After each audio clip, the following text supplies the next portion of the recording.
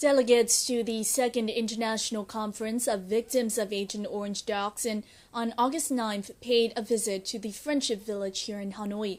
The visit aims to provide international delegates with better insight at the plight of the Agent Orange victims here in Vietnam.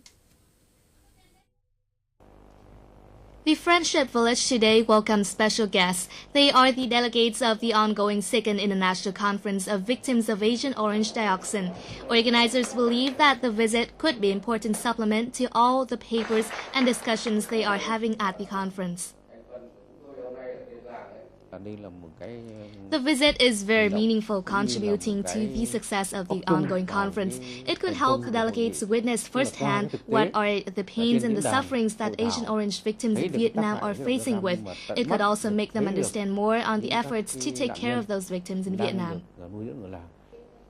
For Heather Bowser, a second-generation Agent Orange victim from the U.S., the visit is so moving and encouraging.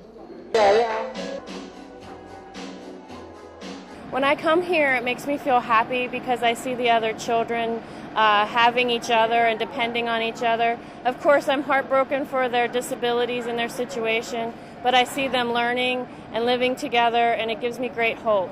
Meanwhile, Anthony Brown, Peace Ambassador from Piecing It Together Foundation, his visits here could enable him to spread Agent Orange situation knowledge around the world.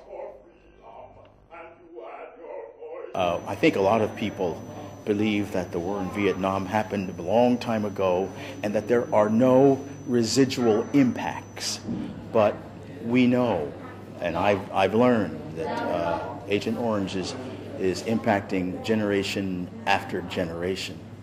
We also know that there needs to be some kind of reparation, some kind of justice done, and that maybe there needs to be some money given so that these children and these victims can be helped along in their efforts to survive with this tragic problem. Many delegates feel that this is a good chance for Vietnamese Agent Orange victims to voice their call for support from the international community. We only realized we were affected by Agent Orange in 1994 when our last child was born. By then, I had had 15 children. 12 of them died within the ages of 2. We request international organizations and community to join in our fight for justice so that the innocent children like mine could be helped in time.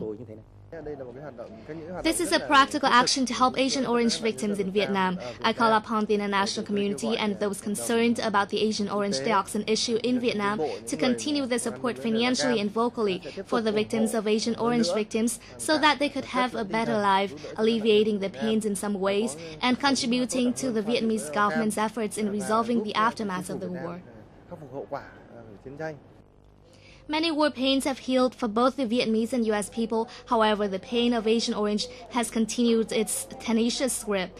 The Vietnamese government, with support of the international organizations, has built 17 healthcare and rehabilitation centers like the Friendship Village for the Agent Orange victims, along with boarding centers and many other facilities across the country.